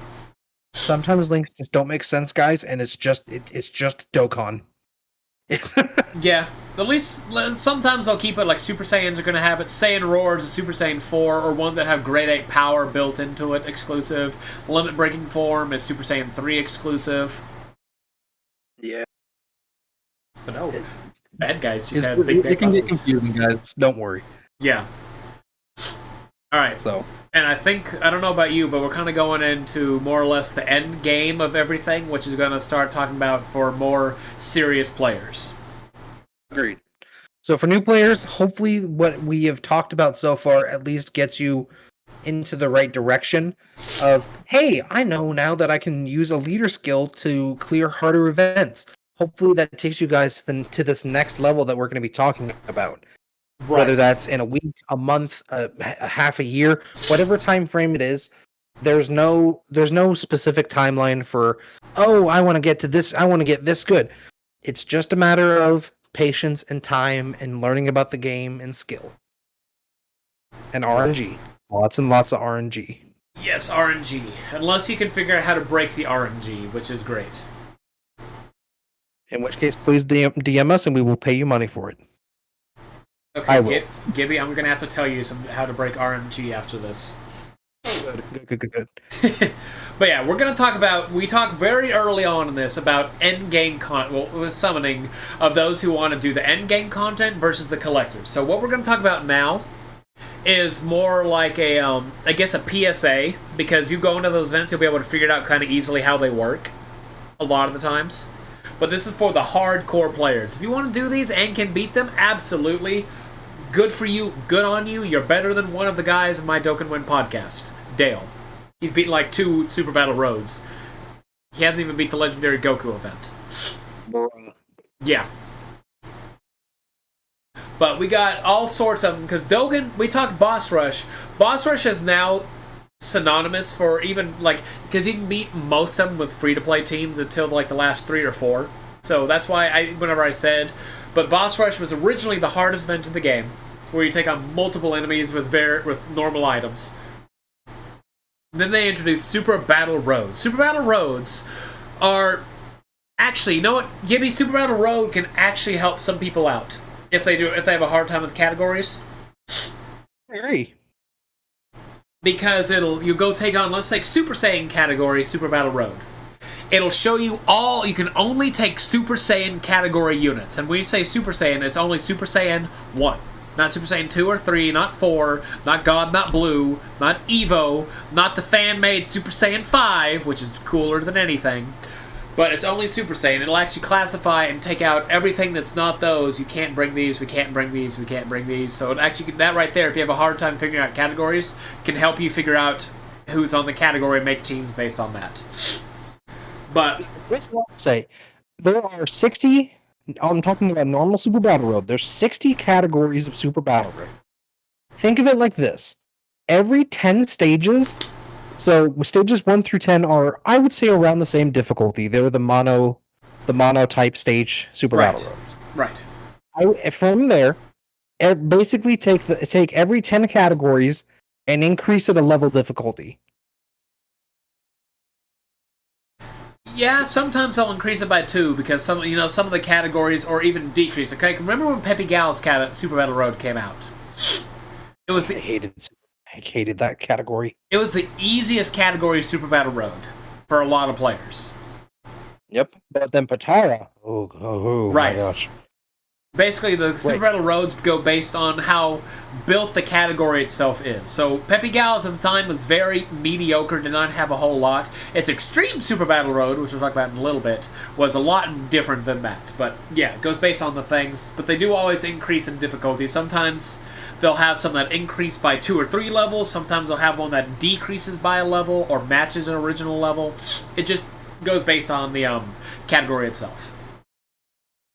Just like myself and myself included in, um, our we have been around to where we were there when these events dropped. Right. So we had beaten everything beforehand, and now suddenly this what we call this new harder event comes out. And I realized that for players who were just starting, all these events looked like the same, and we touched on this earlier, but all the events look like the same difficulty. Because you go into Super Battle Road and it says, oh, it's Super 3 difficulty. But then you come here over to Cell Max, and let me just, I'm scrolling up here real quick. I want to see what his difficulty says, because I think it's also Super 3. Super 3 with like 7 stars. Yeah, no, it's the exact same type of difficulty. It's still Super 3 with 7 stars. And so is Super Battle Road. No. And that is very misleading to new players. Okay. Okay, I'm gonna look. I could have swore that he had, like, Super Battle Road had, like, Super 1 star, then he had Super 2 star, 4 star, 8 star, stuff like that. Super Battle Road has, as far as I can see from what I'm looking at here, every one is 7 star, Super 3 difficulty. Okay, I didn't realize that. I mean, I knew, because I know it's going into how hard Super Battle Road is. I guess I never noticed that. Okay. Yeah, I think that's... No, is it 6? It might be 6 stars. Either way, it's still very confusing to any player that doesn't realize that these events didn't all just come out at once. Yeah, I'm looking at it now. I'm even looking at the boss rushes, because they're all Super 3, 6 stars. Then Cell Max, Super 3, 6 stars. So yeah, just basically if it says Super 3 and has 6 stars, that's the hardest content in the game. Yep. Most of the time. And you'll hear, and because we're in the Endgame podcast, you'll hear us say some events that are hard for you are not going to be hard for players who have been playing this game for a while. Exactly. So do not let that dissuade you. Do not let that discourage you. Because one thing I've talked about on the podcast for the last almost 2 years is... oh, wow, we're getting close to 2 years of Dokkan Win. Wow, 3 months away. I didn't realize it. Congrats.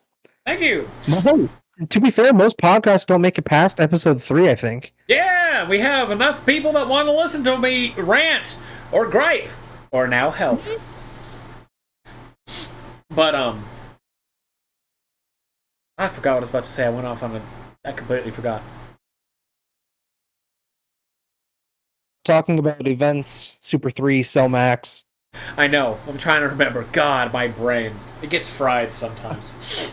Events that are hard for us may not be hard, or events that are hard for you may not be hard for us. Right. Thank you. Thank you for that. Yeah, I was trying to remember. I knew it had something to do with that, but like I've talked about it a little. Well, so we'll take Gibby and I talked very briefly before this about a tier list made by one of the biggest Dokkan YouTubers saying why this good unit is number 1. So we'll take it's Super Saiyan Blue Vegeta and Super Saiyan Trunks versus the new Super Saiyan Goku. You have people, because whenever the Super Saiyan, when Year 7 came out, I saw people on my Facebook page, which I can talk about a lot, talking about, hey, I got these units, they were new to the game, I got these units, how come I can't beat this stuff? Just because you have a new unit does not automatically guarantee you a win.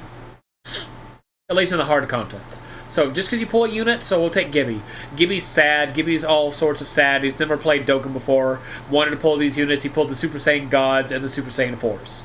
He watches his favorite Dokkan YouTuber, K.A. Chowser, that's me, go beat Cell Max with said units and said, oh, I can go do this with these units. And then gets creamed. Do not watch somebody else play this game and see, oh, hey, they can do this easy. Dissuade you if you cannot do it easy. 1, they've been playing it probably for a lot longer than you have. 2, they've probably spent more money than you have, or are willing to if you're a typical player. 3, they understand how the game works on a much more fundamental level. So it's like Gibby and I. Gibby and I understand this game on a fundamental level. If it comes down to knowledge, there's no telling. I'm not going to say I'm smarter than Gibby. I'm not going to say he's smarter than me. I'd say we both know a lot about this game that allows us to play this game smarter than your average player. I'd say. Animation go. Huh? animation go. Sorry, you cut out for a second, so I didn't know what you just get animate. Here. But yeah. Yeah, there are, and there are other things that go into this as well. And this is going to sound like gibberish to newer players, but link leveling, skill orbs, leader skills, etc., they are very crucial to these newer, harder events that are coming out every single week. Right. If you don't have the toppest tier ones, like I said, and that's what I was saying, these hard events, most of the hard events you need the newest stuff for, or at least, I'll say, let's go with God Event would be the best one to kind of base on the hardest stuff, because Super Battle Roads and Extreme Super Battle Roads are, you know what, we'll do those two. We'll say Extreme Super Battle Roads, because Super Battle Roads aren't the most challenging anymore, even for newer players. Niche. They're very niche, and they have very niche units. So Super Battle Roads, I'm not gonna count those. We'll take God Event. God Event, I'll say, is the weakest out of the hard events in the game. Agree.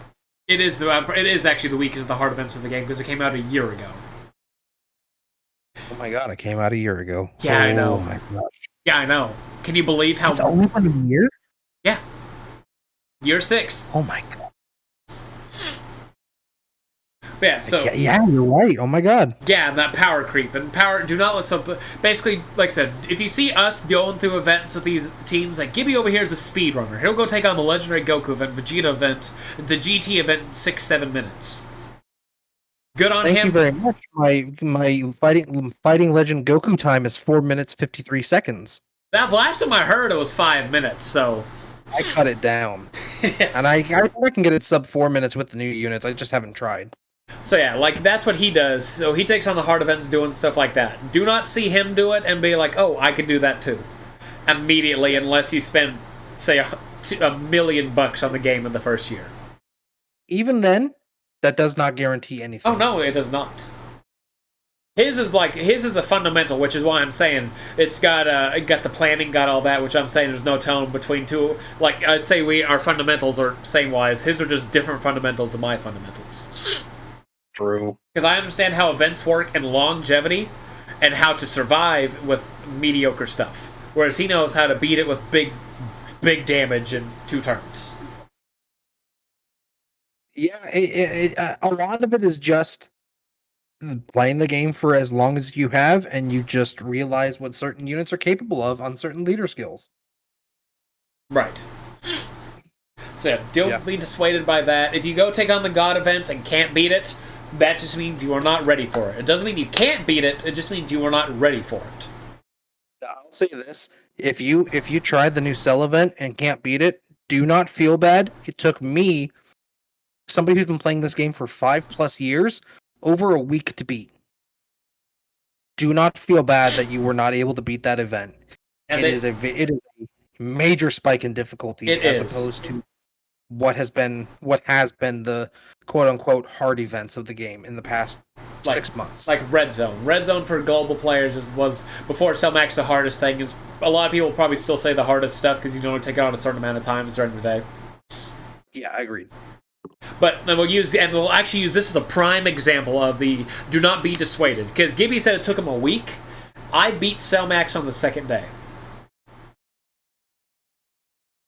I figured out how it works, I figured out numbers, I figured out exactly how to play it in order to survive, and so I got it to where, as long as, this is where the RNG comes in, but also you can kind of figure out, I'll talk about this later, but, basically I could get where all units could take double digits when necessary. Or I wouldn't get killed in a single hit. And I figured that out after my 10th try. Then it just came to more or less finalizing how it worked. So do not be dissuaded by hearing us talk, because I'm sure some player out there heard Gibby, or is that one thing of, hey, I beat Cell Max in a week. Good on you. Not everybody can say they beat Cell Max. That's an accomplishment right there. But then you have those like mine. I beat it in a day. Within the first 24 hours of it, someone will be upset about that. Like, why couldn't I do that? I have the exact same units. It's just strategy fundamentals. Somebody out there's going to say the game's all RNG. That is not the case. I had an argument about it with a guy till 4 a.m. about it. It is not the case. You can play the game smart. RNG is part of it, but it's not all RNG. contrary to what, and I'm being very stereotypical here, so please don't come at me. It is what a lot of Legends players say about Dokkan, that it's just a bubble popper. It is not just a bubble popper game. No, you're playing chess. You don't even realize you're playing chess. That's a very good analogy. I like that. It is very similar to chess. It's just Dragon Ball chess. It's just Dragon Ball chess with cool animations. It is. So yeah. So, like, and that's another thing, I guess, before we go talk about our extra credit stuff, is a good thing to end on is hard events. You do not have to immediately beat a hard event, and it's okay if you cannot immediately beat a hard event. It's absolutely okay. Don't hop into the game, get one unit, and be like, I'm gonna go beat up Somax, Broly, Sin Shenron into Omega Shenron 17, all of that in the first day, and then you get your butt handed to you. Yep. Not how this game works. Take things slow, accumulate more units, link level them. Link leveling may seem not like it is a big deal, but in reality, it changes doing a lot. 5% damage and having 10% more defense is a lot. Is going to help out in the long run. Like it's very minuscule numbers. Like we talked about the hidden potential, like those low numbers. That's a lot different than actually changing the stats. So if you see like big bad bosses is what is it 25% attack and defense? What it is at link level 1, it is 25% attack and defense if your HP is under 80%. Right. Thoughts. I was making sure I had the numbers right. I didn't remember if it was 20 or 25. Yep, it's 25. So that right there doesn't, like, I know it's a 25% sounds like, for some sounds like a lot, to others doesn't sound like a lot, but you get that active all the time, you're going to be cooking with a lot more than what you think. Same for the 5%, so 10%. Hell, you can give a unit 3% damage reduction, that can actually make a little bit of a difference. Absolutely. Trust me, as someone who takes ass units into hard events and relies on maxing out links to do it, link levels are very important to this game. Yeah, while we're talking about link levels, might I mention, because I've had a lot of comments about, oh, how do I link level? Where do you link level? Oh, that's right. You know what? We'll do that, and then we'll talk about the stupid extra credit. But yeah, real quick, I just wanted to mention it since we were on the topic of. Yeah, I completely forgot it. We completely forgot about it. Both of us did. So where do you spend your time link leveling your units at? Okay, this is going to be for players out there. This we're going to talk about. We actually should have talked about the auto battle. Basically, if you beat an event, first time you have to beat it manually, second time you can set it to auto. Auto battle basically keeps rotations as they are, and basically it doesn't change them at all, and it gives the units the most key. Auto map just takes the path to it. I do not understand it. I feel like the map tries to get you killed, but if I go auto, which is just basically I ran through it, let it play by itself, I do 7-10, or I think it's like 10-15 or 15-10, one of the 15-2. 15-2, that's what it is. It's a Bardock. 15-2. If I do manual, I do 23-7. Yeah. Okay, so we actually do have different stages that we link level at. Okay. So I personally, if I'm going on the auto mode, like if I'm at work and I just put my phone down and touch it every couple of minutes, I will use Area 8, Stage 9 to auto link level. Okay. If I'm doing it manually, I'll use Area 23, Stage 8. That's just what I found to personally work. Find a stage that you like, that you're comfortable with, and go from there. I said 23-7, didn't I? I believe you said 23-7, yeah. I meant 23-8, so we do have that one. I meant 23-8. Okay. But, you know, I have heard about the 15-10 and I think the Area 7 as well. I just use 8-9 because that's what I found to have the most personal block. You want to know something funny? I have I tried this once. I had my Link level 10 Dragon Ball Saga team on this event. Because apparently I tried it. Not all link levels level the same rate. No. A link level 1 will link level to level 2 much faster than normally a link level 9 to a link level 10 will. Right. I've had many people say, oh, yeah, I've had my link levels go from 1 to 6 really easily, and then afterwards it feels like they never level up. And I'm like, yeah, you just have to keep trying and just keep going. It's RNG. That's unfortunately where you can't break the RNGs. Every time you go into a fight, it'll automatically dictate. That's why if you want to go the auto ones, because you have a set amount of fights, that you have the best chance of getting units to link level, is it's a set amount of fights, because you never know what you're going to fight. You never know, like the 23-7 we talked about, or 23-8, whatever number it is, 23-8. There's no set amount of fights except for the final boss. These other ones have, like the one I'm doing, the 8-9 has the Gibby Force. So that's 5 fights right there, set in stone. Yep. You must go beyond your limits. Yes. And all right, we're going to talk about one final thing, because we made mention of it earlier, because somebody's going to ask about it in the future. There's one specific unit in this game. One very, very specific unit in this game that is banned from most hard content. We can't. He's too powerful. We can't tell them about it. We have to let them know, Gibby. We have to. All right. I guess it's time. This unit has a 1% chance to change his super attack to do max damage. Not a joke. This is not a joke. I'm being dead serious. It is a 1% chance to make it. It's what is it? Ultra deadly do deadly damage or something like that.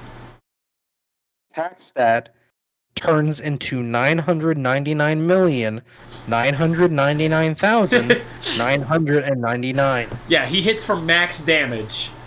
He hits for the max damage that his unit's allowed to hit for whenever that 1% kicks in. For reference, he will one-shot Cell Max. Yes. If his passive goes off. Yeah. That is how strong this unit is. However, he is also, at most, an SSR, and he cannot be... To access the hidden potential system, a unit has to be UR or higher. Right. So he does not have access to dodge. He does not have access to additionals. He is... just a unit. God, he's the most broken unit, yet he's the most fair unit in the game. I believe to be the most cheeky unit in Dokkan. You want to know something funny? One player out there has been the luckiest dude ever. He got Devilman. Oh, hey, Devilman, I'm going to give him a shot. And has never missed that 1% super attack. God. And then to plug somebody that's not us, if you want to see that in action, go check out Jay Fanta. He did a video on Devilman versus Cell Max. Yeah. If you're interested in that unit. Yeah, I know. And I was sitting there like, oh, there's no way he beat it with a free-to-play. And as soon as I clicked on, wait a minute, he means free-to-play in a very wide spectrum. Because one thing we haven't mentioned is that Devilman is not on normal banners. He's a World Tournament unit. World Tournament is just another mode that's a little annoying, but World Tournament is basically you take on normal stuff, except you have half a leader skill. You only get 1 unit leader skill. I don't really like to talk about the World Tournament. It's really not a very fun thing. As someone who's been playing it for literally years, it's not. World Tournament's not worth it. If you want to get the units, by all means, good for you, but they don't have a lot of versatility. They are going for collector. It's not even... You go for rewards for a banner that you don't use these units most of the time. You would not use these units, and they're mainly for collection purposes. Yep. Most of the time. Yep. Unless you do something stupid, because I did take the Demon King Piccolo against the Vegeta event. Ox King is also from that banner, isn't he? Who? Ox King? Yeah. Sorry, that's what I meant when I said very rarely will you actually use a unit from there. Yeah. But me. Hayden. KH Hauser on YouTube. Wherever you guys want to, you can go check this out. I'm going to say this. Would it be wrong, Gibby, because Spotify has a thing right now they can give Bitcoins to their favorite people? Okay. I think it has something like give... Hey! Oh, somebody gave us... We have a 4.7 on Spotify. 4.7 star rating. Great. Somebody out there didn't like us. Now, right now, you should go give him a 5-star rating. Exactly. Why? Because Dokkan went. How many episodes are you up to now? This is episode, God, I think 41. Yeah. Episode 41. And that's just Dokkan Wins. We have Dokkan Who's where we interview people and things here and there. But yeah, so collectively we have over 60 episodes. This far into the podcast, please give this man a nice rating. He does a lot of work to keep this community rolling. Yeah, Dokkan Win. We love our fan base. We love 99% of the units except for Devilman, Tapion, and Goku Black. Yeah. and go follow. Well, one, I'll do this. So we'll talk about Gibby first. On the Instagram, I'm gonna have him tag because, but go follow Gibby on his TikTok. Gibby, I cannot remember your TikTok. It is Gibby Play Dokkan. Yeah, Gibby Play Dokkan. No spaces. Gibby Dokkan, so I had to do Gibby Play Dokkan. Gibby Play Dokkan. I post every once in a while. Same, don't you worry. New units when they come out. I like to show the big, pretty numbers. Did you see my? Just to plug here? Did you see my cooler video? Which one? The one where I had him at 69%. I have not. I haven't actually been on. Oh, I'm watching it right now. He's I'm just gonna let you react to it. It's the later half of the video. Yeah. Yeah. So also this Cooler is a good unit. He does very high numbers, and mine's not even in that video. Mine isn't even link level 10 or 100%. Yeah, and links make a difference, people. Yes, they do. Alright, so we just said I think he looks like a. I won't spoil it. I'll let you. Oh, he's gonna hit hard. I know how hard this unit can hit. I know how hard he can hit. Yeah. Yeah. That's a lot. It's about 14 million to start. Oh, I wasn't gonna say what it was. I wasn't gonna say what it was. I was gonna let people go watch it and figure it out. He also does many normal attacks as well, and I won't spoil it. Go see for yourself how much attack power this Cooler has. Yeah, it's nuts, people. Cooler's nuts. Offensively, the Goku's a defensive unit. Cooler's an offensive unit, and there's no argument about it. I think Cooler's a fantastic slot 2 unit because his 12 gives defense. Yeah, he greatly raises for the turn, and he can do that up to 5 times, and he can greatly raise his defense 5 times. So, I mean, most of the time you're not going to get 5 because he gets so much ki. You're going to get that 18 ki super. 460, 920. That'd be, God, he'd be sitting around like a 1.4 million defense at that 460. And he will still die to sell max. Yeah. Super. Yeah. So I think that's what solidifies Goku over him. Because of his defensive capability. Right. I mean, Goku can still die to sell max. You have to be very meticulous in how you play it. But anyway. Absolutely. But it's much harder to than Cooler. Right. At least what we can see right now. For all we know, there's somebody out there who's done it. Maybe Dokkan World of Truth has. Possibly. Okay, so on to the extra credit. Oh, we talked about it. That was Devilman. Oh, perfect. Okay. But on to extra credit. You know what? If we're gonna do stuff like that, which is go follow us on TikTok, Gibby Play Dokkan on TikTok, me Dokkan Win Podcast on TikTok. Go follow the Instagram Dokkan Win Podcast. And you know what? If you're a new player to this, this is your extra credit. And you know what? You can come join. I'll let you join the Discord afterwards, as long as you're 16 and up. We have a lot of people wanting to join the Discord that are not 16 and up. But you come message me on Instagram and tell me one important thing you learned from this Dokkan Win. Because I've never done a true how-to. We have episodes, like the first 5 minutes are a how-to, but we have a full how-to episode. What's good for players, what's bad for players, how to, what to, when to, whatever to. So, do that, and also go do it on Gibby's thing too. Go comment on his TikTok. I was like, hey, what I learned in Dokkan school today is. Absolutely. And if you have any other questions, feel free to comment, and we will try to make videos Absolutely about that specific topic. Yes. Because I know there's so much stuff that we didn't cover, and there's only so much we can cover in a certain amount of time. Yeah, and I don't want... I mean, we could theoretically go over everything. I just don't think Gibby wants to be here for a 4-hour video, because this is a 2-hour one. Figure something out in the future. Yeah. If you have questions, do not hesitate to ask us. We'll be more than willing to help. Just... if it's a question that was asked here, we should have been given enough. You know, I'm going to basically say, if a question was answered here, don't ask us the same question, please. Like, what banner should I summon on? Just summon for whatever you want to summon for. But what banner should I summon on? The one you want to summon for. But who do I want? What character do you like? I don't know. The one with black hair. One named Goku.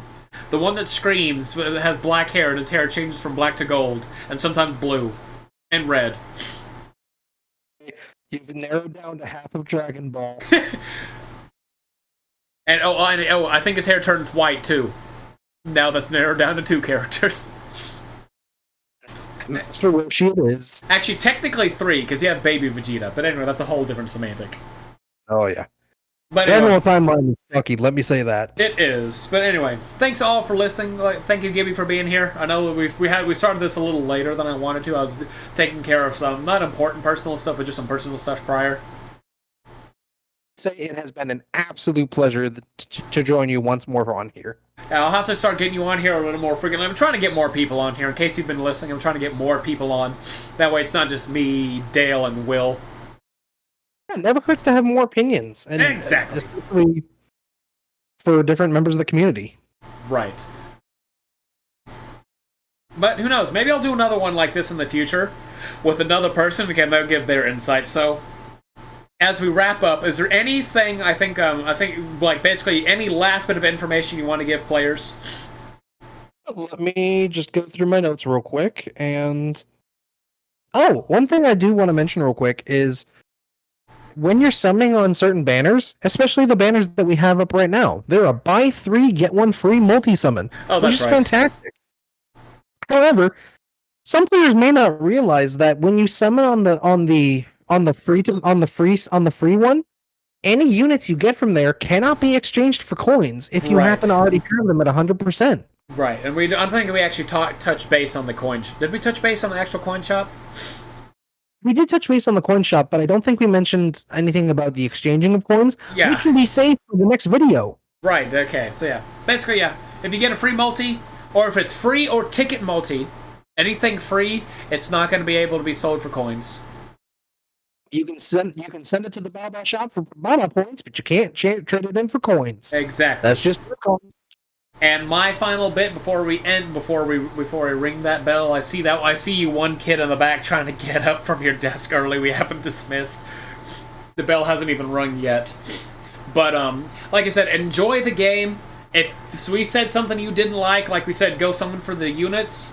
We said we touched base really early about summon for the units. If you want to be a hardcore player, some of the best units. If you don't want to do that, there's nothing wrong with that. If you can beat it with the less than top tier units, good on you. That's I'm gonna give you an applause. But play the game for how you want to play it. If you want to summon a unit and don't want to take on the hard events, absolutely nothing wrong with it. If you want to take on the hard events, absolutely nothing wrong with that. You play the game at your own pace, however you want to play, because in the end, it's not my game, it's not Gibby's game, it's your game, and you play it how you want to play it. I could not have said it better myself. Alrighty, so as the bell rings, bell just rung, I'll say my final goodbyes. Thank Gibby one more time. Thank you, Gibby. Absolutely. You have a Super Saiyan day. Yeah, I hate that oh so much. Say bye, Gibby. Bye, everybody!